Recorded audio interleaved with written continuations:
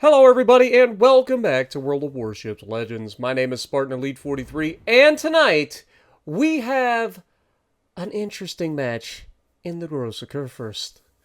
So, first things you're going to notice is that it's an 8v8, but it's not a cross-play off lobby.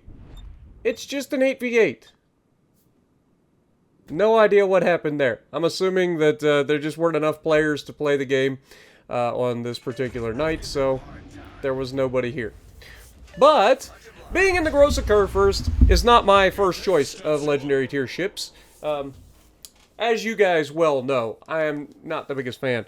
It's an okay ship, but the rear turret traverse and, well, I say rear turret traverse. The traverse of these turrets is terrible, and on top of that, you have the worst firing angles in the game for the rear turrets. Now, some people solve this problem by kiting and allowing their guns from the front, which have a better firing angle, to get into better position. So that's a valid strategy, but that requires you to kite. And the Gross Occur First, in my opinion, is not a kiting ship. It is a brawling ship. That's why it's got all the armor. That's why it is what it is. It's got the long-range sonar to detect torpedoes and ships at longer range. It's got all the secondaries. It is not meant to be a kiting sort of battleship, at least not in my opinion. And as the most aggressive battleship captain in World of Warships Legends, I refuse to play it as a kiting battleship. Now, y'all can yell at me and be like, well, Spartan, there's your problem.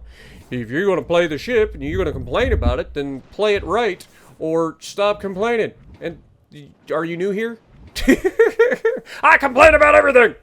No, but no, again, I don't hate the ship. I just don't, it's not my first choice, right? Like, there are so many better ships at Legendary tier to play than this. So, it is what it is. At the end of the day, it is a battleship, and it is fully capable of sending things to the Shadow Realm if they're dumb. So, without further ado, let's showcase the strengths and the weaknesses of the Gross Occur First in all its glory, starting with the strengths. We are also using the 420mm guns, and that Worcester didn't see this coming at all, and is lucky to not be sent to the Shadow Realm right out the gate. First shot, 32,000 damage. And Kleber is spotted. We've got our sonar running. He's inside 6 kilometers, so we expect torpedoes. He get outside of our sonar range, unfortunately, and gets to disappear. Now, good news is our destroyer is fighting Nishima. Their Kleber has run away. Our carrier is doing his thing, trying to get rid of the destroyer as well. As you can see, torpedoes coming through. There is an Alaska right next to me who did, to his credit, radar the destroyer. Now, this might seem like teamwork. It is not, because teamwork would require people to do damage. And our Alaska took one shot at the guy, never actually hit him. It's mind-boggling sometimes, but, you know, is what it is. But he is going to continue to do things and such, and we're going to try to take our left flank. Now, you may have noticed that both teams are down a destroyer, and that were the 2 destroyers next to each other that fought each other. Our destroyer kills their Shima, but, of course, eats a torpedo and dies. Because reasons. Now, what this leads to is me deciding, okay, well, the destroyer are gone on this flank. I know the Worcester is low health. There's a good chance that I should be able to get out on this flank. And, of course, the very first shell that hits me, that's HE, sets a fire. Shocker. But as we try to put ourselves in position, we've got a nice looking crossfire here. We're not spotted by anything other than aircraft. Now, I want you guys to pay attention. There is a battleship behind me. There is a cruiser. A radar cruiser, which we know is the Alaska, behind me. We are on this flank. There's a few enemies over here. We are in a crossfire position to help the right flank, right? And you can see I get the worst RNG on the planet shooting at a broadside Yamato. I can hit a Worcester who's in the middle of a turn at maximum range, but I can't hit the broadside of a Yama. And then the shells that do, German pin angles, right? Even though I consider the Occur First to have really good pin angles, more often than not. But we know that the Worcester's over here because we saw him. We know that there's a battleship and another cruiser over here. Well, there's only one other cruiser in the lobby, and it's an Alaska. So we know there's an Alaska coming this way. The reason I bring up the fact that we have an Alaska and we have another battleship here is because these 2 people decide that they do not need to play their flank. And what ends up happening is I end up on an island by myself. The prime target for the enemy carrier. And that is going to be a big problem for me for the entire game. It isn't so much that I can't deal with the amount of hatred over here from the enemy team, because, let's face it, I'm used to that. But I can't dodge them and try to be effective while at the same time getting absolutely obliterated by a midway. There's only so much dodging you can do when you're 1,000 feet long. It's just the way it is. Now, this Yamato goes bow in. We're going to go ahead and take a shot at his superstructure. We do get spotted here because, again, we're right here, line of sight. Midway is coming back for some more. He's got his bombs ready to go, but he's not bringing full squadrons for whatever reason. So whether he's doing fleet saving where he just drops his planes early so that he doesn't lose a lot of planes or whatever, but our teammates, rather than try to help me, look at what the two people that were next to me are doing. They're leaving their flank. Now, you guys know me pretty well by now. I hate this. I hate everything about this. I don't care what your reasoning is. If you've got people on your flank that are willing to fight, you stay and you help, right? Like, if you've got nobody, then backing off and doing what you got to do is whatever. I still stand and fight because more often than not, it goes in my favor because the enemy just doesn't know how to fight. Now, again, with the carrier and the Alaska and an unknown battleship and the Worcester, I'm up against it, right? And of course, immediate double fire. I'm hoping that they get the triple fire. We're going to go ahead and shoot at the superstructure because we don't overmatch the Alaska, so we aim high and we get a good result out of it. Nasty damage. Now, keep in mind, look at my team. Look at my team on the board. Now, some of those people are doing things. They're shooting people because the Yamato died and the other Yamato's hurting, right? So they're not doing nothing. And that's something that you got to remember. Ouch, as the Alaska's smart enough to use armor piercing. Not ideal.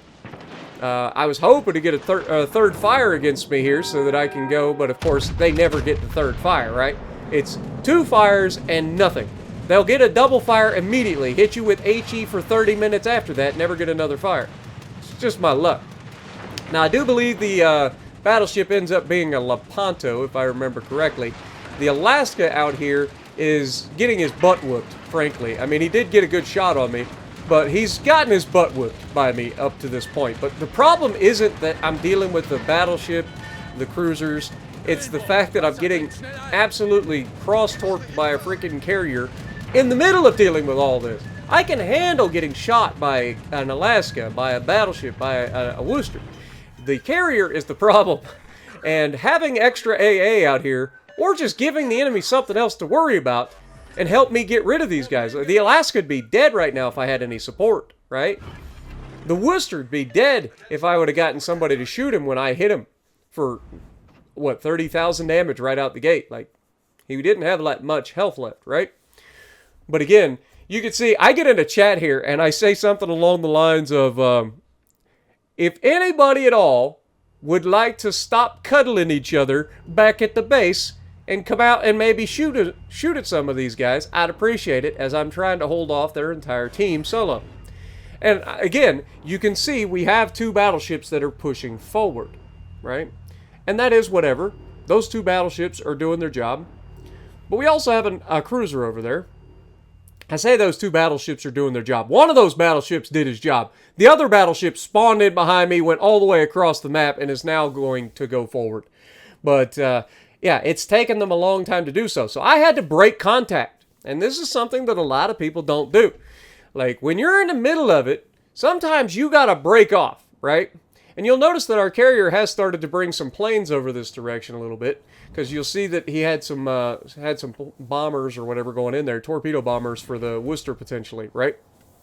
But I don't fall back. I don't run away. I simply disengage to give myself a chance. And then when the moment is right, I re-engage. Now, because of this, I'm going to put myself in a bit of a pickle. But I'm also going to put their team in a bit of a pickle. And I'm going to get a little bit of revenge in the process. You see where the carrier was last spotted, right? Right out in front of me. If I can put myself in position to counter that little turd waffle, I'll feel a lot better about the result of this match. Now, I am not under any circumstance assuming we're losing this match. The enemy has played even worse than our team has, and that's been pretty evident. The 2 battleships that were on the left flank, they pushed in and got themselves murdered, and look at this freaking drop. There's nothing I can do about this. It's perfect. It's darn near perfect. But fortunately, we do put ourselves in a position to counter this carrier, and right now he's kicking himself because all he had to do was stay the fuck away from me. He thought he was safe. He's like, oh, we chased that gross first off. I'll go over here. Wrong, sunshine. You got nowhere to run. And at this point, I don't care about the Worcester. I don't care about the Alaska. I don't care about the Lepanto. This Midway gonna die. That's all I care about. I don't care to shoot anybody else. I don't care what they do. Of course, he hits me with 1 torpedo, gets a flood after my stuff goes on damage control. We do have the Alaska finally taking some shots out here at the enemy, and then we absolutely punish him with a triple Citadel salvo. But unfortunately, the fire, the flooding is too much for me, and I go down. But I got to point back to this Alaska player, my dude, and I told him too, I was like, dude, why are you still back there? Like, you could have been so much more help if you'd have just followed me up this flank, right? Just one of them. I don't need everybody. Just somebody to help me out. And the Alaska seemed like he was going to do that initially, and then he just kind of did absolutely nothing for the majority of the match.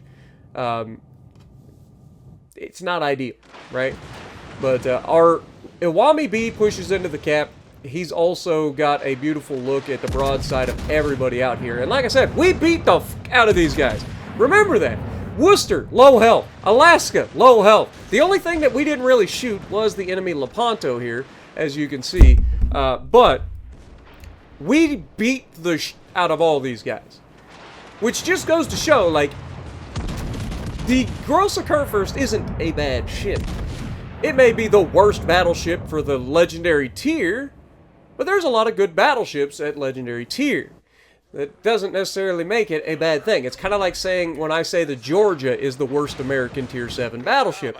That's not a knock necessarily on the Georgia, as much as it is just showcasing that there are a lot of good American battleships at Tier 7. And being the Georgia only has 6 guns, and they don't really hit that hard.